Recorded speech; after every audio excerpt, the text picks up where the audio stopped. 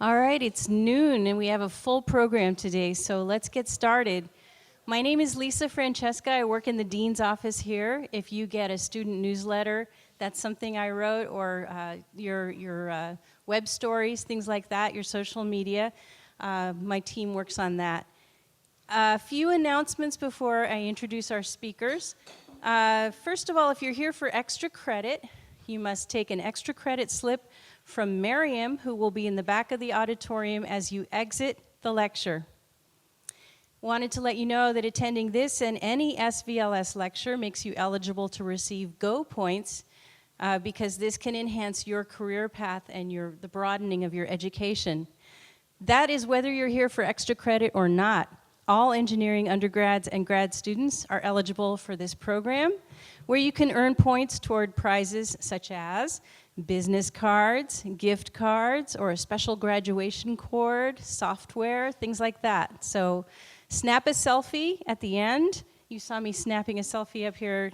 It's good to get GTI in there or any of our GTI speakers, and then just upload it on the engineering website /go. Another announcement. Anyone who is graduating this semester, we want to invite you to come back as often as you want as an alum.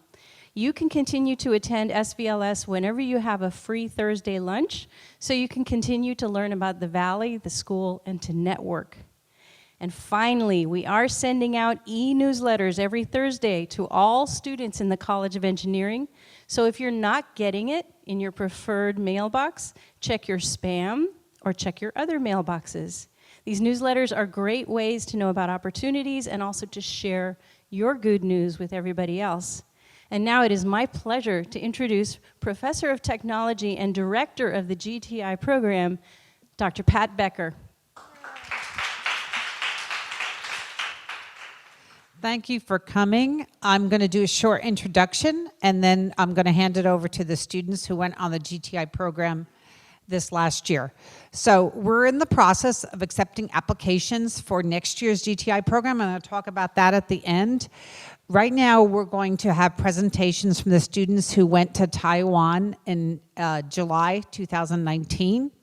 So as you see, there were 8 students who went. The college sends normally between 10 and 25 students on the GTI program.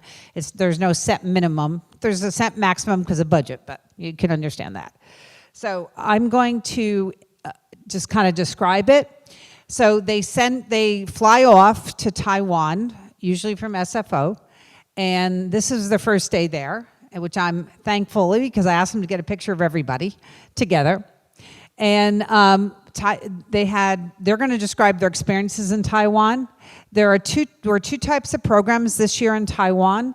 If you look, there's an academic leadership experience program, and there's an entrepreneurship program. So the students had the option of signing up for one of these 2 programs, so they're going to describe what they did. So I'd like to welcome the students for the entrepreneurship program, right? Thank you very much. Hi, everyone. My name's Kalika, and this is Christina. Sorry. So we were part of the entrepreneurship. We were part of the entrepreneurship camp, and we're a lot smaller than the research group. There were 38 participants. And it was really broken up into like 3 sections, really. We focused on creating a business plan, and we also focused on creating our presentation and pitch as a way to entice investors. And there was also a final presentation where we were evaluated and compared to other teams. We started off learning about sustainable development goals, which are 17 goals put together by the UN that address global crises in the world. And from these 17 goals, we put together our problem and our solution for our business. And from that, we moved into the business model. And this was really the structure that helped put everything together. My team, our business was called Rough Life, and we focused on just raising awareness for stray dogs in an effort to reduce the number of dogs out in the streets.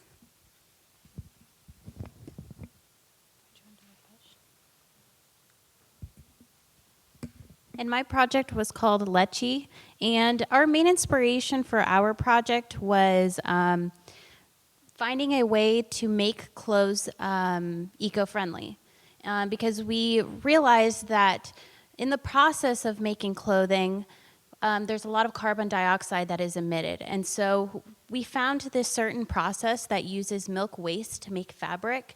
And so we wanted to create a company that made professional clothing not only environmentally friendly for people, but also more affordable.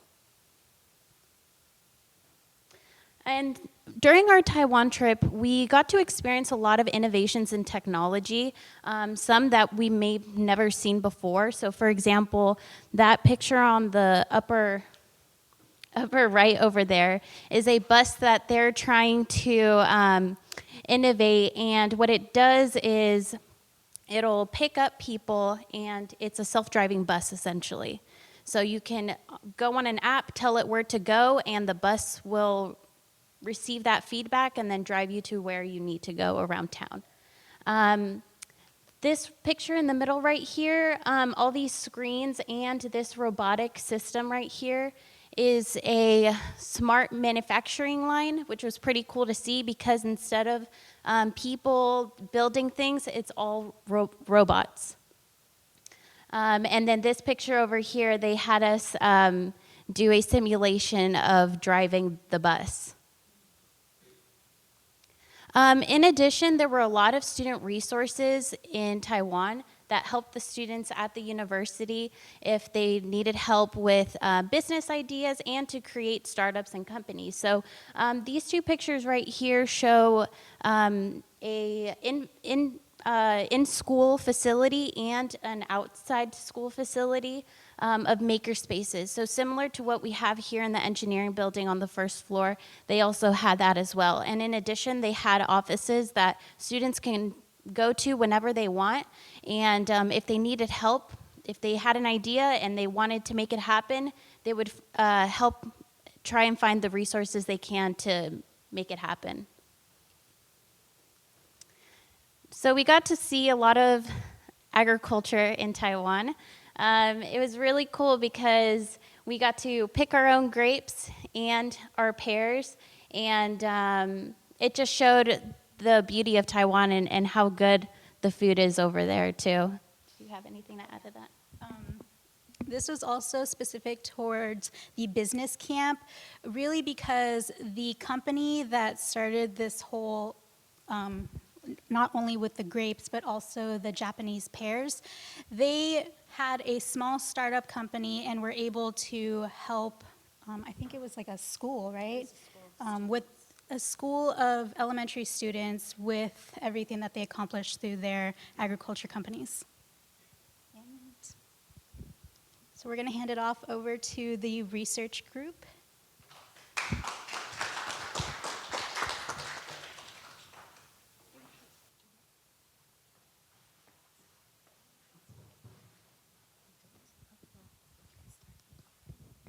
All right. Hi, guys. My name is Sophie, and this is Belia, and we did the academic leadership track. So the academic leadership track consists of 3 major parts: lectures, project, and field trips. And lectures are like scheduled every couple of days or so in the morning. Then in the afternoon, you have lab time to work on your projects, and then also occasionally we go on field trips. So lectures, these are the 6 topics that we had this year. They had Introduction to Taiwan. They also talked about machine learning, energy storage, global warming, climate change, and other topics. But basically, they have professors coming from different universities around the world. So, and then they'll come and then lecture you guys about these different topics. For projects, we were divided into 2 groups, and you picked your top 5. So we had Group A, which is part of the College of Engineering. So there were more like chemical, biomedical that side. And then there was also Group B, which is from the College of Electrical Engineering and Computer Science. So that was more technical and computer-wise. So if you want, you guys can look at the topics here. These are not all the topics, but these are the ones that all the SJSU students participated in.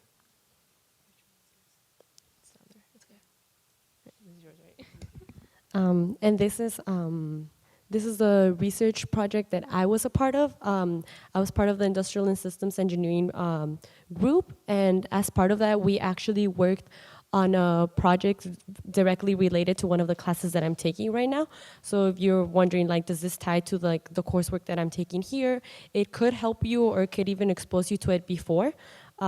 I know that some of the things that we're using for my project, which was basically designing user interfaces to be able to use on augmented reality glasses to be able to improve a process, which is what my major focus is on, improving processes and systems.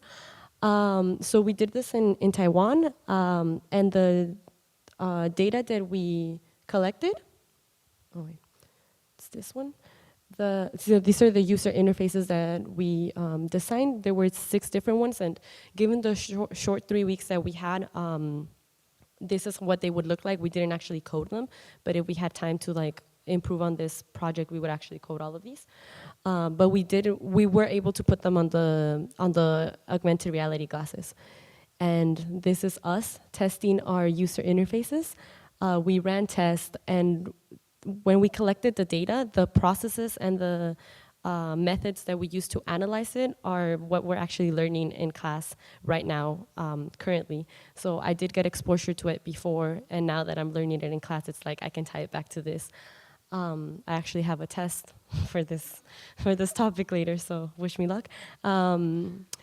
But as you can tell, she was actually from China. We had people from different countries. It wasn't just Taiwan and the US. One of our members over here is from Japan. She did come from San Jose State. So we basically ran the test. And then we presented our findings. And actually, my group was, we took first place for the presentation. So we were really happy. And this is my team that I miss dearly every single day. So like, we struggled through the project. We were able to accomplish these things, but not only that, we created like lifetime bonds. Like I still have a Snapchat streak with like a few of them, and they're like, the time differences are different, but it creates like, it creates a learning experience beyond the classroom, beyond the projects. It's also a way for you to like connect with other cultures, connect with people worldwide, and it was a great experience. And then, yeah. Sophie can say more about her project. All right, so this is a project that I did, was on the topic of development of vision-based interactive multimedia system. Basically what it is we designed a robot that interacts with a human based on user gestures. This is a hardware assembly. One of our team members came up with it, so he came up with like the design, and then we actually built this from scratch in the time frame of 3 weeks. Our team split into hardware and software, so the hardware team worked on actually getting all the materials, getting the supplies, putting all the motors together and everything that was needed. In terms of software, we use Connect. I don't know how many of you guys use Connect or know Connect, but it's a product released by Microsoft. But basically, it reads a human's body joints, and then if some coordinates, like based on the XYZ coordinate plane, and then if they notice that your coordinates have changed, then they'll send that data over to however you code it. So we used Wi-Fi. We also used Raspberry Pi, which is something that I think is really nice about this whole project, because none of us had experience with this, and to have to be able to complete it within 3 weeks is something that I think is really surprising. So that was the software side that we did. And so basically that was our final product. So we would have one person stand in front of the Connect, and then they would have, let's say, this action would be raising both of their hands. If they raise both of their hands, the robot would follow and then put it back down after a certain amount of time. So like Belia said earlier, I think this is a really good experience because it's not only connecting with people that are not in the same culture, but it's also learning to work with them. Because especially with my group, I found that there was a really big obstacle that we had to overcome, and that was language, obviously. English is the most common language, so we obviously use that to communicate, but in other countries, English is not their first language, so it's definitely really difficult to convey your ideas, especially when you're talking about something more technical and not just simple. So like I mentioned earlier, we had the third part of this whole experience is field trips. So these are the 8 places that we went to. They were more like technical. We got to see a different side of Taiwan.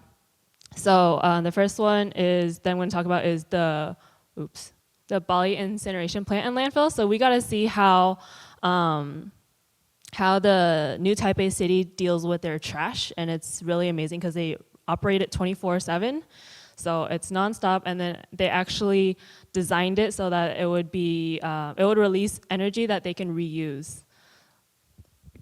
And adding on to this, this was pretty interesting because also Taiwan being the small country that it is, it has to find an efficient way of getting rid of its trash, and they're actually super meticulous about recycling and separating your trash. So being able to go to the incineration plant and seeing how they actually further implement this, for being such a good country, they're actually pretty good at handling their trash, and how this could tie back to engineering, because like you were learning about the culture and you were exposed to other parts of Taiwan, but it's also like engineering involved behind of this, and you know, you need like the engineers to be able to do the processes and to understand all of what's happening. So that adds on to when we went to the Junon Brewery, you would think like beer, what does this have to do with anything? Actually, it's like an industrial engineering process because it is like an assembly line to get these bottles, you know, manufactured in big quantities, because I do think it's the biggest one in Taiwan, the biggest one that produces beer. So the whole process behind this is directly tied to engineering, and you would need the degree that you're doing right now to be able to automate the processes or to be able to get these things manufactured for the whole country. It is also part of the culture because the weather is, you know, pretty hot over there, so it is a common drink as well. But it was both like cultural and educational, so it was very interesting. So also another thing about this is it was actually pretty cool because we got to see the insides of their factory. So we got to see how the whole process went. They explained that, and we got to see on the picture on the very right, that was part of their assembly line with how all the beer cans and beer bottles get put together and then get packaged. So it was really cool. The last place I'm going to introduce is Pacific Cycles Incorporation. They're a company that makes bicycles that are really, really neat, and they hand make all of their bikes. So they put the parts together one by one. The 2 pictures in the middle are 2 of their bikes that they created, and it's surprisingly they have a little like test track in their museum, and then we got to ride some of their bikes. And even though the second one, the yellow bike has really tiny wheels, it actually doesn't feel any slower than a normal bike. And the interesting thing about their bikes is that they make it so that it's easy for anyone to use. They have bikes where you use your hands to power the bike, so you don't even have to use your legs. So for people that can't use their legs, they can use their arms to still ride a bike. The other thing about their bikes is that they're foldable, so that they're really easy to go places. They can bring it on a trip, you can ride it to work, and you can fold it up really easily and really nicely. Yeah, and as she said, they invented these, so they had to like investigate the aerodynamics behind this. So there's like a mechanical engineering process that they showed us as well. So like it was really cool to be like, oh, this is fun, this is like cultural, this is entertaining, but then it's also science, and it's like, it was like every trip was like in a way related to a technical aspect that you should know in engineering or in science. Yeah, so thank you. Oh, introduce. Okay, so I'll just introduce the culture track right now. Alyssa and Victor.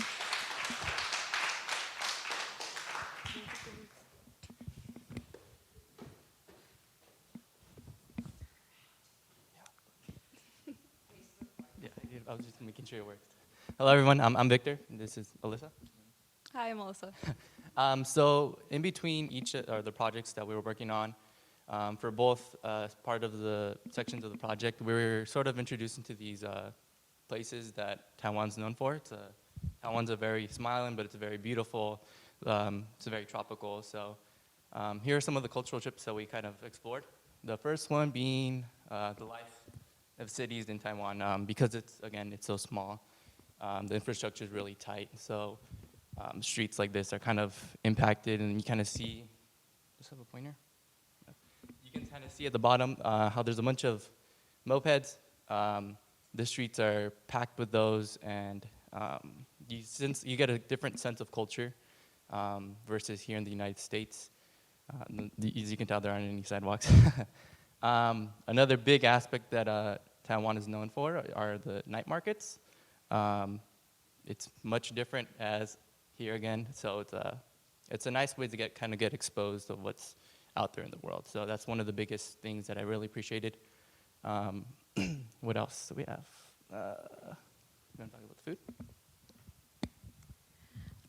So what was interesting to me in Taiwan was the meal structure is very different. So a lot of my group mates would skip breakfast. Some of them would enjoy their breakfast hamburger sandwiches. But a lot of the times you'd go to a restaurant and for lunch, and then night would be all street food. So I'm vegetarian. So my personal favorite was stinky tofu. But there was also a lot of fried rice and dumplings, of course. And beef noodle soup. So it was a fun opportunity to learn about the culture through the food, and often that was how I got to know my group mates the most, was always around the table.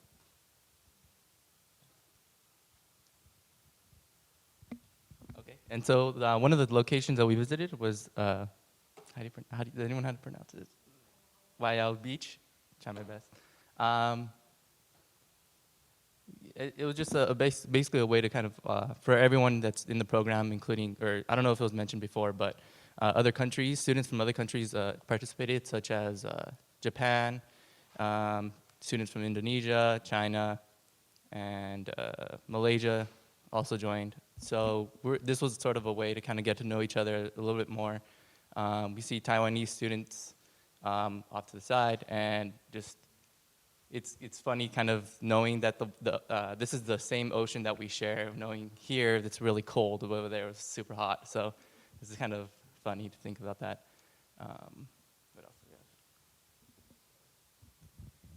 we have? One of the trips we took was to the National Center for Traditional Arts, which was sort of like an amusement park. It didn't have any rides, but had a lot of parades and shows and art and things like that. There's also a big street market again with actual shops that had a lot of toys and souvenirs, but also some more traditional things like Taiwanese makeup and tea shops. Yeah, that's And so the next one would be that we visited was the Formosa Aboriginal Culture Village. Formosa is not actually a Taiwanese word.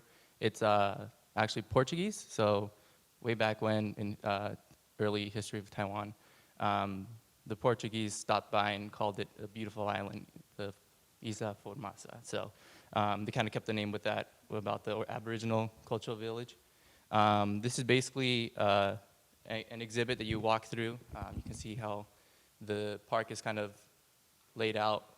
There's different ways of how the Aboriginals lived, kind of had the exhibits on how their houses were made and how basically their lifestyles. So it was really interesting. Let's see. Part of the trip also, or part of the park also had demonstrations on some of the dances that they used to perform. Sort of a way to kind of, this was sort of a way to kind of like preserve how traditions were and kind of demonstrated it to everyone else. So one thing that I really enjoyed was that day we hung out with Penny, and Penny was a Taiwanese student that was kind of like our host and kind of like our mom. She would take care of where we're gonna eat and things we would do. So she was, her ancestors were originally from Taiwan, so she was actually able to tell us about her tribe and things that her grandparents taught her.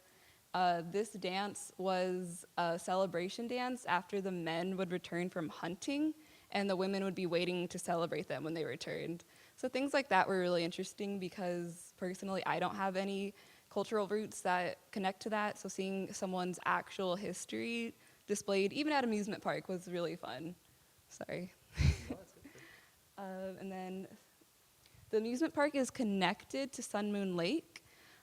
So you would take the gondolas up the park, and then you take another one to get across to the lake.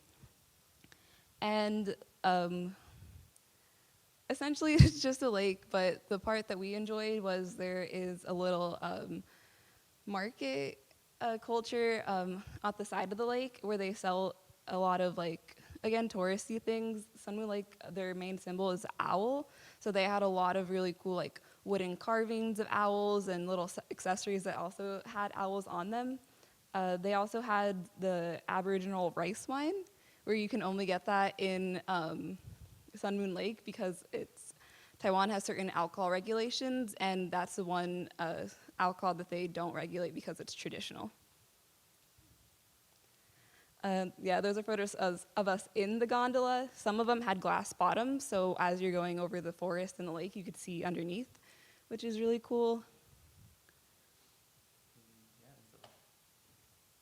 I think the biggest part, or I mean, these pictures are nice, but it still doesn't really kind of capture what exactly how you felt, because it's sort of up on a hill, so you had to climb up or take the ride up, and then out comes out this, like, beautiful lake with this.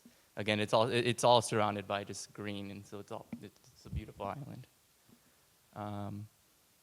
Some other locations that we visited were Jofen Old Street, which is how would you describe it? It's like, go ahead. If anyone is a Studio Ghibli fan, this is actually one of the streets that they say inspired the scenes from Spirited Away. So it was really cool because there's a lot of red, which is popular in Chinese culture, and the lanterns. They had a really cool, it was an old movie theater. So it was kind of like a hidden gem. This wasn't part of our trip curriculum, but we made friends with the locals, and they planned this trip for us. And that was my favorite place we visited. Yeah, it was definitely beautiful. Another place we visited was the capital, was Taipei, and Taipei has this tall building known as Taipei 101, which was the tallest building in the world from 2004 to 2010. Very tall. You see everything. You see, like, the entire city. It's just very jaw-dropping to see everything. And then, of course, Taiwan. If you may not know, Taiwan is known for milk tea. So they're, like, the ones that invented it. So that's why it's so popular here, and everyone just enjoys it. Anything else you want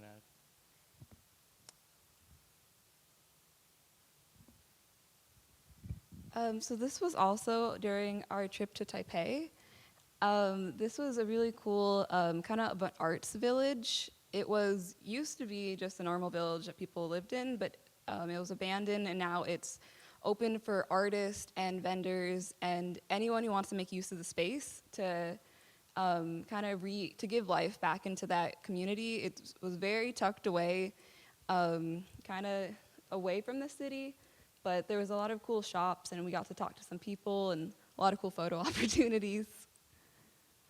And then this was KTV. So even though karaoke is Japanese, the Taiwanese really, really love KTV. So we got to experience that with our Taiwanese friends. And I think it was a really good time. Yeah. The songs the library was all in Chinese, which was kind of hard to navigate. Not all the songs were in English, but we were able to kind of stick with it. Yeah, that's about it. Thank you. And now I'm going to pass it back to Professor Backer. So we're going to hold off questions to the end because I'm going to talk about next year's program, and then we'll have an opportunity for you to ask questions of students who went this year as well as questions of me for next year. So next year we are switching countries. Oops, wrong way. We are going to Finland in 2020, and it's going to be from May 20 May 29th to June 18th, 19th. So it's going to be a month right after school ends, and right after the spring semester ends. And that's a picture of me, my daughter, and Dr. Sullivan Green in the big wheel in Finland, but it's false background, but we were really there. So it's a 3-week study tracks, and it includes lectures, workshops, get-togethers, and site visits similar to Taiwan. And every year there's about 200 students from South America, Canada, Singapore, the US, and Europe. In fact, we went, I sat in a few of the classes, and there were students from all over Europe, Germany, Russia, Netherlands, all the countries in Europe who participated in this program, as well as students. A large group comes from South America, a large group comes from Canada and Singapore. That is, certain schools send their students, similar to Taiwan. One thing they didn't say is in Taiwan, there are 4 different schools from the US who send students to Taiwan. We were one of the 4 schools. So, you're going to travel to Finland, you connect to students from around the world, and this is something that's new this year. So last year, the students had to pick for an entrepreneurship track or a research track. So this year, all the students are going to have business courses in the morning, 12 days of classes, and engineering research experience in the afternoon. So depending on how many students, because this is open not to just San Jose State students, this is open to all students who apply for this program. You will apply through the GTI. Other students will apply directly to the school. So depending on how many students apply for the engineering afternoon experience, it will depend on how many options there are. Because right now, they don't know. They only know we're interested. They don't know how many other students are interested in the engineering options in the afternoon. So the basic information, you have to sign up for a 1-unit course in spring 2020. It's 8 o'clock on Friday mornings, and we do meet most Friday mornings. They will tell you that is true. And you have a 3-week stay in Finland from 5/29 to 6/18. And the dean has decided that she will pay for the students to take one of the 3 optional excursions. So there's a 1-day trip to Tallinn, Estonia, which is a very historic and old capital of Estonia. There's a 3-day trip to Stockholm, Sweden, and there's also a 3-day trip to St. Petersburg, Russia. So that those who stay to go to the St. Petersburg, Russia trip will fly back later than 6/18. Obviously, you're not going to fly back at 6/18 if you're going to Russia to 6/22, right? So you will get to pick an optional excursion, and that will happen in the early spring. You have to decide which one you want to do. You can sign up for the other ones and pay for them yourself, but the dean has agreed to pay for one of these excursions for each student who participates in the GTI program next year. So how can you apply, and what are the eligibility? You have to be an undergraduate student of the College of Engineering. That does include aviation and technology students, as well as every other major in the College of Engineering. You must be a junior or senior. That means you have to have 60 earned units at the end of fall. So if, for example, you have 48 and you're taking 12 right now, that means you would be eligible because you would have completed 60 units.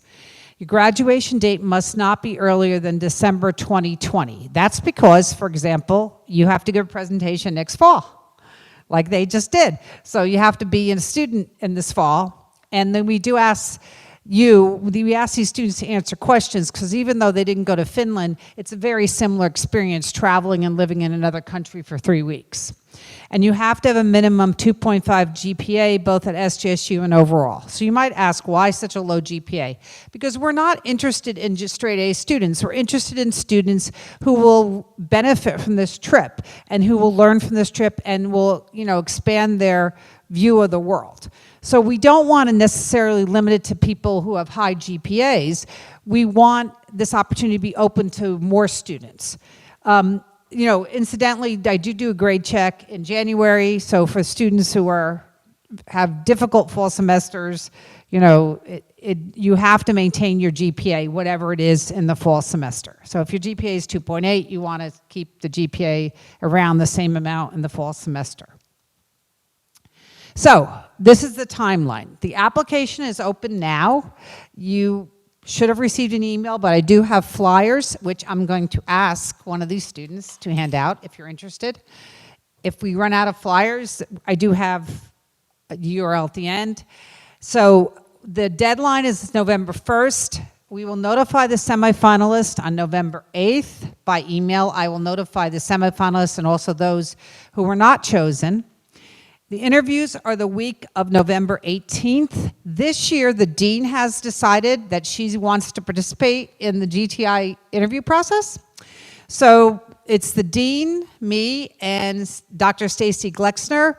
Dr. Stacy Glexner will be taking over the GTI program next year. So she's kind of working with me this year in the program. The finalists will be notified December 3rd. Usually we notify you before that. That's like the absolute drop dead deadline, you know, that we notify people, but we've always notified people earlier. Then we also give you the permission number for the course, because the course is an independent study course, so you have to have a permission number for it. You take the Engineering 180 class in spring, so that includes the mandatory orientations the university requires, the mandatory forms you have to sign, the insurance and all that other stuff, which you don't need to know now, but it all is covered in the class. And then the GTI dates. And then I have a little note that if you go to St. Petersburg, you stay later. And St. Petersburg, I did not get to go to St. Petersburg. I did go to Finland this year, but I got to go to the beginning of the trip. So I was there for like the first 10 days. And then I flew back because I had a conference in Florida. So I flew back, was here for 5 days, then I flew off to Florida. It was much nicer in Finland than Florida. Florida was hot and humid. Finland is beautiful. You're going to be there in the summer when it's 23 hours of sunshine. So in the night, it's kind of, it looks like a cloud. Like they did this morning when it was like cloudy. When it's nighttime, that's what it looks like. So most of all the hotels and places you stay have blackout curtains because otherwise you wouldn't sleep, because Finland's very high up. So it has, you know, in the winter, it's dark almost all the time. And in the summer, it's bright almost all the time. So there are a lot of outdoor activities that are sponsored by the school. So I have 2 Q&A sessions scheduled, but of course you can always email me if you have any questions about the trip.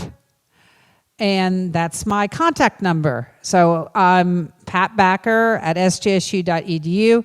And if you didn't get a flyer, oh, everyone got flyers. Who wanted it? Okay. So if you didn't get a flyer, you can apply that way, or you can send an email to either Lisa or me, and we'll send you the application link. I encourage you to apply, and if you don't think you want to apply this year, we run the GTI trip every year. So this is something you could plan for. Most of it is covered. Usually the students have to submit between $450 and $600. What did you do last year? How much did you submit? How much did you have to pay? $650? Well, the dean said is now capping that at $500. So the cap now for next year, the maximum that a student will have to give in to participate is $500. So, you know, I don't know. This, like, we got a good dean. We've got a very good dean. We're very lucky we have a very good dean. So now, I'll go back to this. So questions. All right, great. I have to bring this over because we can't use the thing. So here. What's on the application? Okay, your name. You have to put your name, your student ID. You have to upload your transcripts. So what you do is if you've gone to community college or San Jose State, you just do a PDF of your transcripts and upload them. And then you have to make a statement. It says GTI statement. There are no instructions. You should really tell why you want to be chosen as a GTI student. And that's about it. It's a very simple, but I'll go to the application now because that would be the easiest way of showing you. All right, let's see if it works. Okay,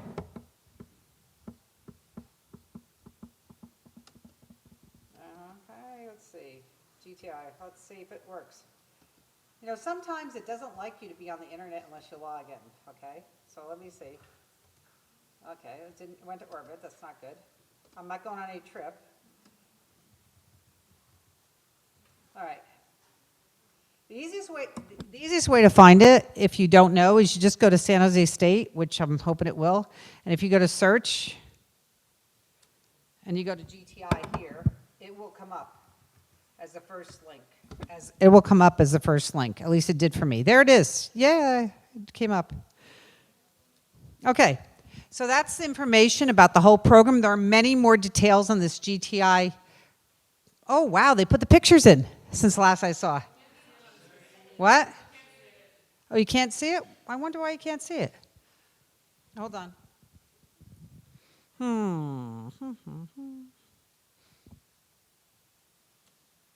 Yay. Now you can see it, right? Yeah? Okay. All right. So there's some more pictures of Finland, description, more information, social things and all this other detailed student code of conduct. But if you get down here, application now open, we'll go there. Okay. So the application has some basic information. Country of citizenship, valid passport, okay? If you don't have a valid passport, you're you're still included in the program. It just means you're gonna have to get your passport really quickly if you're chosen. Undergraduate major, GPA, ethnicity, gender, and on-campus clubs. So list your on-campus clubs, your personal statement, and upload your transcripts. That's it. Very simple. Let me go back to the program. Okay. Other questions? Okay. Let me get someone else, and I'll come back to you.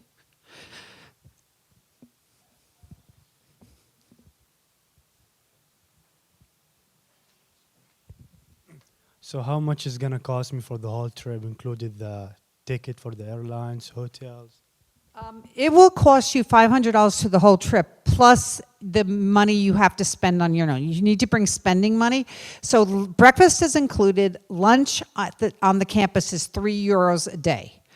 And that is, so it's €3 a day for the lunch, and it's unlimited food. And then, most students who go eat the free breakfast, it's a buffet, and then eat the lunch, and then they eat a lighter supper. So, and then you have to have spending money. So other than the $500, well, it may not be $500, but let's assume it's $500 you paid toward your trip. The food, you have to account for your lunch and your dinner and any other, consider if you want to go out at night, and like they say, there's not night markets, but there's places around town that people go at night, movies, things like that, side trips. Some students say they decide not to go to Stockholm, so some of the students will decide to group together to go camping or go to a different part of Finland. In Europe, you can go by and same in Taiwan, you can go by train anywhere. So some of the students will decide, let's go spend a weekend, go see the reindeer and stuff like that, instead of going to Stockholm. So you have to figure you'll need spending money for that. Anyone else have a question? I'll go back to you. Okay, then I'll come to you. Oh, I'll go to you. I'm right by you. How's that? I noticed that of the 3 detour locations, all of them had separate currencies from Finland and were completely different countries. So how would you handle the incongruity? Well, actually, the cost they gave us. So they go through a travel agent.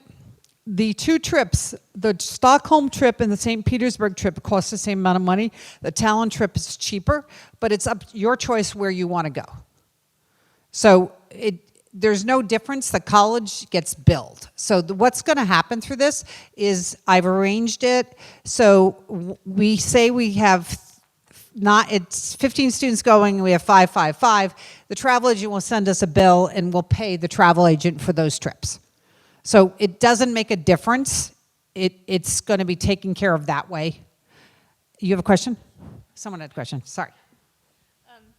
I had a question for the students. What did an average day look like for you guys? Okay, so why don't you pick up the mic and answer? Okay, so it's different between the research and the business. So I was in the research, so I'm just gonna give a brief overview. So in a day where we had lecture, it would be lecture from 9 to 12, and then we would have a lunch break for 2 hours. And then, so during lunch in Taiwan, you could go anywhere you want. And then normally the local students would take the group, like whatever group you were in, they would go to like a local restaurant, and then you would have food there. You could take a break, and then from 2 to 5, it would be lab time, so you could work on your project. Some people would go overtime past 5, depending on their status and depending on how close to the deadline they were. And then some students would just leave earlier, depending, so it's really depending on your status. And then after 5, it would be, it was basically free time. So you could hang out with, like, we hung out a lot of times with our host, Penny.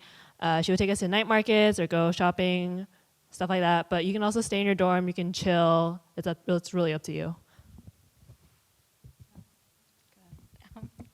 Okay, so the business camp was a little different than the research camp. We would wake up in the morning.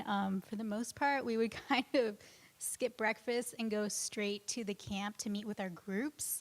And then we would have a lecture from 9 to, well, we were supposed to be there at 9, but class really started at 8:50 because being early meant being on time. And we would work through activities and have a lecture off and on up until about lunchtime. Sometimes we would get a 45-minute lunch. Sometimes we didn't, and we had to work through our lunch and continue lecture and activities and working on our project until 3 o'clock. Then they close the doors, we leave, we go back to our dorms and continue working on a project. What I'll tell you, what's going to happen next year is the morning you can have 2 classes. So you have 2 blocks of classes starting at like 8:30, and then you have classes end at noon. You have about an hour and a half for lunch. And then in the afternoon, there's going to be the research experience. But both the business classes in the morning and the research experience have deliverables. So the students taking the business classes, it's like taking business classes here. There are projects, there are papers, and things like that. So it's not just you like sit in class. There's going to be work to do and some group projects as well. Now, one thing I didn't mention is you can optionally get business school credit here, but you have to pay extra through extended studies, the people in the international building. And if you're interested in that, you have to take certain combinations of classes in the morning, because you have to take one class is mandatory and then you get a choice of the other classes. They've switched the classes this year, the business classes, some of them in Finland, so they're still verifying them and approving them through the College of Business here. That's just a little aside. So, but it's very similar to what their experience was. You'll have lectures in the morning and activities in the morning. In the afternoon, you're going to be working on research experiences. And then at night, you'll be either having fun or working on projects like you would do in class. There's a question over here.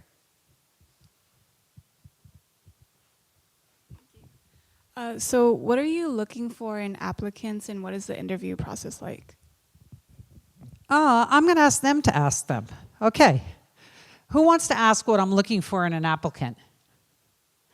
Do you know what I'm looking for in an applicant? Do you know why you were chosen? Well, first of all, I was honored to be chosen. I don't know why. No. I'll tell you what I think is a good way to get chosen. Show actual interest in the program and in getting like something out of it, not just because you're going to go travel. You are getting a travel experience, but it's more than that. Like, you get an educational experience. You get to bond with different cultures. You can. A tip is like to talk about like your involvement on campus and even off campus. Like if you're part of like, I don't know, some volunteering group outside, or like you have your own project, talk about those things and just show that you're passionate about whatever it is you're doing, and do your research. Like, coming here is the first step, but do ask us questions. So yes, I think that's a good answer. So pretty much when we do the semifinalist, we look at the statements. I do glance at the transcript, but it's really not about your grades. I mean, if you're getting D's and F's, you're not going to be chosen, but C's are not a problem because I know there's lots of challenging, I was an engineering student. I know there's lots of challenging undergraduate engineering courses. I have a BS in engineering. I have some not so wonderful grades on my undergraduate transcript, but interesting, as I got to my PhDs, my grade got better. I probably got more efficient studying, or maybe the courses got easier. I don't know. Probably a combination of both. But in any case, we look very closely at the statements. So you really need to look, in addition to your activities, the statement is the most important part of the application to get to be a semifinalist. And then to get to be a finalist, you basically have to pass the interview. And I'm not going to tell you what I look for, because then you would all plan for it. We do change the questions. Every year we ask different questions. We do ask the same question at the beginning. The first question is the same. Why did you apply to this program? So you need to have a good answer to that. Why do you want to be a GTI person next year, a scholar next year?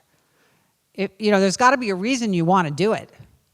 And that's probably the most important thing, because if you don't have a reason why you want to apply, then why are you applying, right?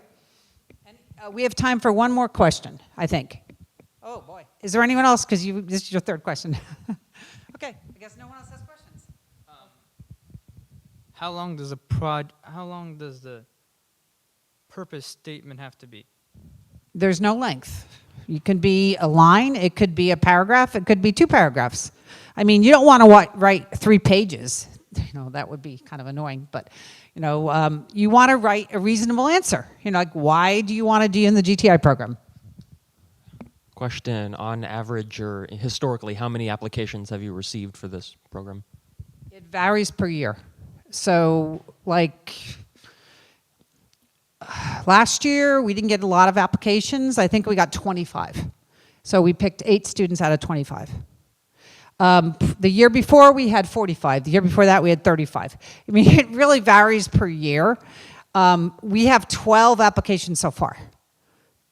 That's as of yesterday, which is ahead of last year. Usually, the applications come rushing in the last 2 days. Well, your students last minute, like everyone else. It's best not to wait to the last couple days, because you might want to put some thought into these essays, because the hardest step is to be a semifinalist. We really limit the number of semifinalists. Usually about half of the applicants are semifinalists. That's about what we had last year, I think. All right, I guess one more question, then I got to close, because it's 12:51. My question is, what kind of curriculum are we going to be studying in these business courses and the research experience? All right, so let me go there. If the link is working, they have the courses listed already.